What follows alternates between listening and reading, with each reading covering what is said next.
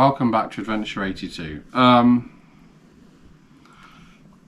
Trying to find something interesting to give you other than say like a teaser video, a random tiny video that nobody wants to see. So what I thought I'd do, hopefully this will be more interesting than the other ones, is I go through some of the books that I use and have used in the past, and probably will be using again at some point, to do the research for the videos, because even if you're not making YouTube videos, if you're interested in the same subjects as I am, which is be why you're watching the videos, you might want to get these books as well for your own reference. Websites I use, I've already got links for in the description. They should be in the description of most videos. I say most because for some reason the description doesn't carry over into videos uploaded by my mobile. That's another reason why I tend not to do mobile phone uploads. But with that said, I'll show you what we got. So this isn't really a book you guys can buy specifically, because this is actually one that came with, I think it was like a computer game. I think it was like Far Cry 4 or something. Anyway, point is a notebook, because when you're going through these books, you don't really, because some of them are quite expensive, want to cart them around with you. You might lose them, as I found out I've done today, somewhere amongst the moving process. I've lost my Jersey's German Tunnels book, which has really miffed me off. It's probably one of my favourite books, but yeah, notebook to write down your bits and pieces, your basic outlines, bullet points of what you want to tell people, and then, well, in my case anyway, I managed to piece it together whilst I'm talking to you, hopefully with some kind of sense. So that's notebook. The next two are actually books I haven't used yet, but they're ones that I'm going to be using here in Yorkshire. So one is Tracing Lost Railways. So as you're probably aware if you've been watching the channel for a while, I have a fascination with railways, lost and current.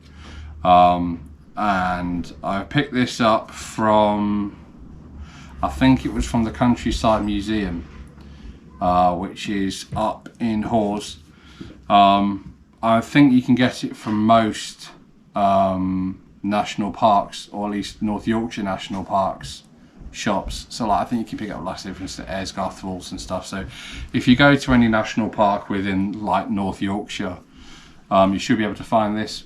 I don't know about the national parks outside of there, but probably. Otherwise, yeah, Tracing Lost Railways by Trevor York, that's a good one.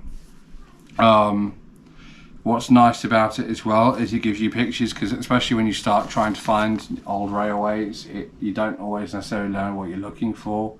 So giving you a picture as well to go with it is quite useful. So yeah, that.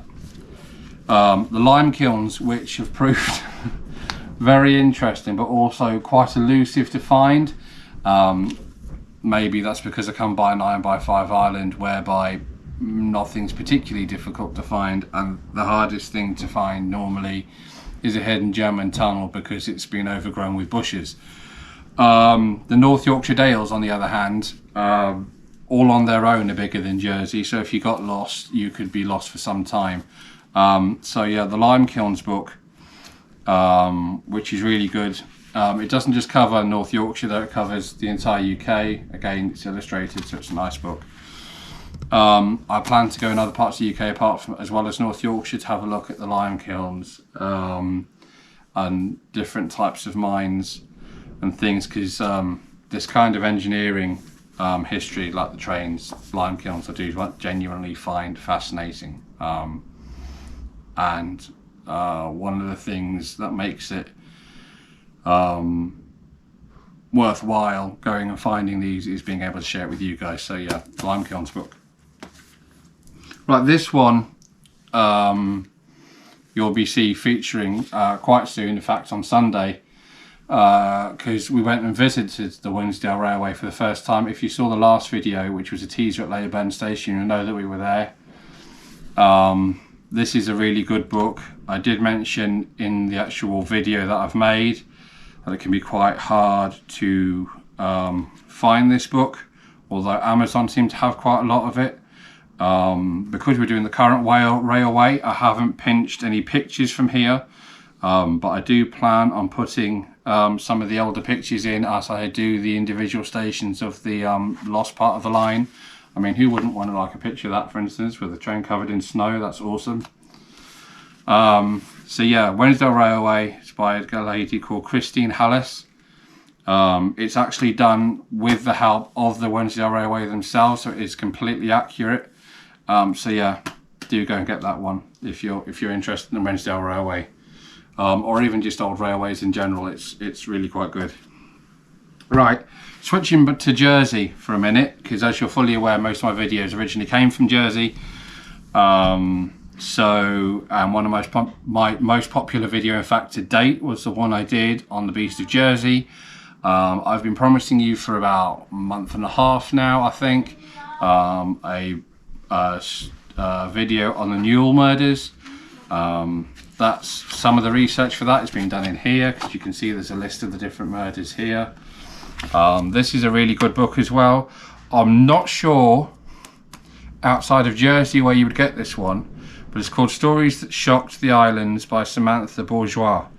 Now, this I picked up in...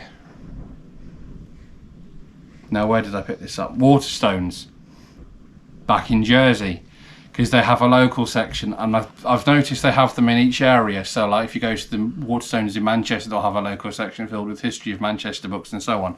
So of course Jersey's local history was these ones. Where you would get this from over here, I'm not sure, but I'm pretty sure that if you put in the Stories That Shocked the Islands by Samantha Bourgeois, you would probably find it on maybe eBay. I'm almost certain that you would find it in Amazon, because Amazon are really good with books, even the little Jersey ones. They even have like the old Jersey bunker books. So my Missing Tunnels book, for instance, is called Jersey's German Tunnels. You can get that on there as well if you're interested in the old German tunnels. They have the old Jersey German bunkers one. That's an awesome book. I don't have that myself, so when I was doing my research, I actually borrowed mine from the Jersey Library. When I have the money, I'm going to nab that one too. But yeah, so yeah, that one's a good one. As you remember, in October, I did you 3, I think it was, Ghost Stories from Jersey's History. That all came from here. And it's called Jersey's Witches, Ghosts and Traditions. It's not the easiest book to follow, but it is definitely one of the most interesting ones to read. It's a lot of fun to read. Well, it says here it was £6.50. Whether it's still £6.50 not now is debatable. I've had this about 10 years. Again, this one came from the local section in Waterstones in Jersey, but I reckon that'll probably be quite easy to find, because ghost and tradition books in general sell quite well. So I would, if there's not a national release for that, or a worldwide one in fact, to be honest, I'd be surprised. But yeah, Jersey Witches, Ghosts and Traditions by Sonia Hilsden, made by Sunflower Books. Yeah, fun. Do yourself one favour though. If you're prone to dreaming a lot, don't read this last thing at night. If you're one of those people who goes and watches Saw, and you think Jason's cool, then you won't be bothered. So you can read this whenever you feel like it. But if you're one of those people that watches Jason and still, or like Friday the 13th, who goes and watch like the most recent Saw film, and then you're waking up in cold sweats for about 3 or 4 nights afterwards, don't read this after 10 o'clock at night. Right, the next one is quite an interesting one, and it has probably the deepest roots within the channel. Jersey's Railways. I couldn't really go without mentioning them. They were and still remain some of the best videos I think I've done, bar the Beast of Jersey video, which you took me. The whole research with that and making it as I wanted it to be, the Beast of Jersey, was about 1.5 years in the making, I think. Because it took me a while, because I was gathering pictures and making sure I had the evidence. I went to about 10 different sources, making sure they all matched. But yeah, so, right, this one, they're all done by the Oakwood Press. Now, there's various pressings of them. When it comes to the Jersey Railway, which is the western one, which went from St Helier up to Corbière, which is where the channel started. That's this one. There is an older one which I've got over there in the bookshelf, which is like a red in colour. It's not quite as thick, but yeah, that's a really good one. It's very good for pictures as well. He says, trying to find some to show you like that, which I've used in videos. I did credit these people in the video if I use their pictures. It's very important if you do videos, you credit the people you've used the information from. That's another good one, as well as the so you use these books in combination with like disused stations or something on the internet and you can't go far wrong. Right, the Jersey Eastern Railway is a bit more sticky because there's this one and then there's this one. Now this one's thicker, it's chunkier. It costs £13 more, but it has less in it,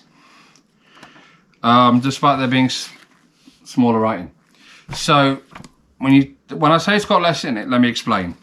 This is a redo of this. However, what they've done in the new one, this one, is they've gone further in detail with the Eastern Railway itself. Right? So you get more information on the Eastern Railway, but what you miss, unless you have the old one, is you don't get the information about the German occupation lines that were added on when the Germans relayed their own narrow gauge track. So if you want to learn about the German railway sections as well as just the Jersey ones with the Eastern Railway, you need this one. If you just want to know about the Jersey Eastern Railway and you don't care what the Germans built, which is fine, you need then that's your best bet.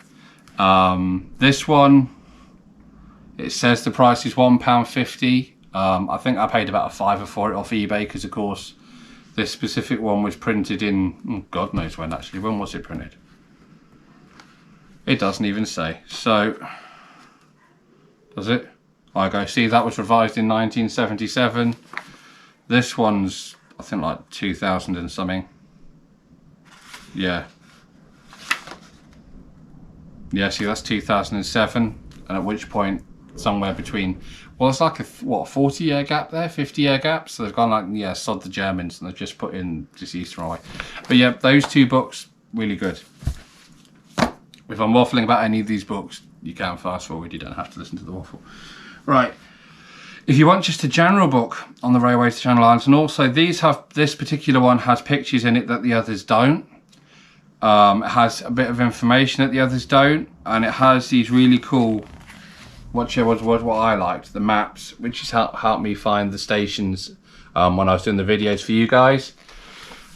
This is called Railways to the Channel Islands. This one, it's also Oakwood Press like the other ones. This one I've not seen again since though. So this is £5, it says, but that was in, what? That was in 1992. I was 10. Showing me age. Right, so this one's a really good book. It also actually briefly goes on about Alderney, and it mentions Guernsey's railways as well. So if you want a basis for the railways outside of Jersey, being a Jerseyman, I can't understand why you'd want to know about Guernsey, but you might. It's like asking a Yorkshire person, you know, what do you know about Lancashire? They'll go, not much, don't need to. So yeah, if you want, probably be the other way around as well. Go and ask a Lancashire person, what do you think of Yorkshire? It's all right, better here though. So it's just one of those, isn't it? It's one of those friendly rivalry things that goes on. So yeah, that's a good one as well. I've not seen it since. I found this per chance in a second-hand bookshop in Jersey. Whether you can get this one online, I don't know, but it's called Railways to the Channel Islands by Oakwood Press. So if you want that one, that's a good one. It's actually quite fun just to read, even if you're not interested. Right, now, you'll also be aware I did a video on, he's trying to think, Archie Rondell and St Catherine's Breakwater, which was going to be turned into a harbour. All that came from this one, which is called The Harbour That Failed. This is this is another odd one. I've seen it about, but it had a different sleeve, so I don't know if it was updated at some point. But I know this is an original one. This one was actually done as a local press. You can see there it's actually printed in Alderney. So I'm not sure about where you would find this one now. This would probably be a Google search, I would imagine. But yeah, Jersey's Harbour That Failed, if you want to know about how Jersey tried to build second, it was meant to be a military defence harbour essentially, down on the south east of the island, or you just want to look up more about St Catherine's breakwater and how it came to be what it is, that's a good book. If you don't know what the heck I'm talking about, okay, go and watch my video on St Catherine's breakwater about the harbour that never was, and then you'll know if you're interested. Right, so I've got 2 books left. One's my absolute favouriteest book by my tunnel one, which is missing, and then there's this one. So this one I've just started reading as part of my researching the unfinished lines of well, at the moment North Yorkshire, but I plan on working my way around the UK. This one is actually really quite fascinating, but you have to read it in bits. Or at least I do. Maybe it's an autism thing. But there's a lot to take in. But what I do like about this one, it doesn't just have maps. It gives you an actual proper map with lines on it and current day to show you where the railway was in relation to what you can see now. That's quite rare. The only way that I've been able to do that in the past is to use something like Rail Maps Online, where then you can put a satellite view on the map, and then that shows you the railway that way. But of course, trying to use that when you're out, at least in the North Yorkshire Dales, where there's like 0 mobile phone signal 90% of the time, doesn't work. So having that and then being able to just take a photograph of it and take the photo with you is much better. But yeah, that's an awesome book. That's a lovely find, that one. That was 30 quid. That's currently in print. I found it randomly in a newsagent's down in Leyburn, so I'd imagine it'd be quite easy for you guys to get hold of this one if you wanted that one. That's a really good one. I would recommend that one to anybody who is just getting into Lost Railways or the history of railways. That's a good place to start with that one. Erica doesn't even know I actually read some of that, but I have. Right, so to my favourite book, and that's this one. Now, it's called Battery Lothringen. It took me a long time to learn to say that, because I'm not naturally German. I did a series, I think it's about 3 videos, where Malcolm from CIOS, which is the Channel Island Occupation Society, was very kind enough to open up the bunker areas of Battery Lothringen, which is quite a large area in Norwood in Jersey for me. He opened up bunkers that normally aren't open to the public at all, as well as opening up the ones that are open to the public out of hours so I could film properly. So I'm much appreciated to him. Paul was nice enough to come along as well when I made these ones and give me some insight, some of which wasn't on video because I can't really publish it. Other insight is on there. So yeah, you know, YouTube, you have to be politically correct, all that stuff. So this is a really, really good book. It's very technical in places. So if you're into like wanting to know exactly what shape, size, type of gun was mounted on which platform and how it was done, this is good for that. If you're more generally interested, it's in the situation and how it was compared to how it is now, it's good like that too, because it'll give you a now picture, which is just an aerial photograph, and then it'll give you a drawn map out of where the stuff was in relation to the picture below. That's really quite cool. And the amount of information here is quite astounding. And then like when you get pictures like that of the original like paperwork and stuff done by the Germans, you know, you can't really go wrong. They were lucky enough with this specific site to have a gentleman, come back over from Germany who was actually there back in the 40s when this was live and active, to guide them around, and they learnt so much from him, because some of the stuff they thought they knew what it wasn't what they thought it was, if you see what I mean. So yeah, that's a good one. This is done by a guy called Paul Burnell. It's also done in coordination with Shane, who's been with me, who's very kind enough to go with me, as was Paul, and take me to look at the Battery Moltke gun points and look underneath those, the abandoned ones that nobody normally goes into. These are really good. They've just brought a new one actually, about the east side of the island and the fortifications on the east of the island. There's another 2 of these as well. These, I believe, you can find on the CIOS website. So if you look up the Channel Island Occupation Society, you can find these on their website and you can buy it from them. Otherwise, if you do want to get hold of them, or you're having trouble getting hold of them, you do want to get hold of one, if you can send me a message or comment or something on YouTube, on the Facebook page for Venturation 2, whatever, I'll get in contact with Paul if you want, and I'll see if I can get hold of one for you. That is some of the things that I use to do research with. Obviously, like I say, there's online sources as well. Some of the sources are actually just people I've randomly come across when I'm doing one thing, and they're like, oh, did you know about this? You know, and word of mouth has a lot to do with the videos I do, because sometimes I go, oh, what about, have you done this, this and this? I didn't know that existed. So that happens a lot. But yeah, that's it basically. So that's some of the books I use to do my research with. If you find this kind of stuff interesting, I can also show you maybe at some point some of the stuff I used to film with, or the software I used to edit with, if you guys find the video side of it interesting. If that's something you want me to do, again, leave a message in the comments below. But that's how I do my research. I go around using the books I do online.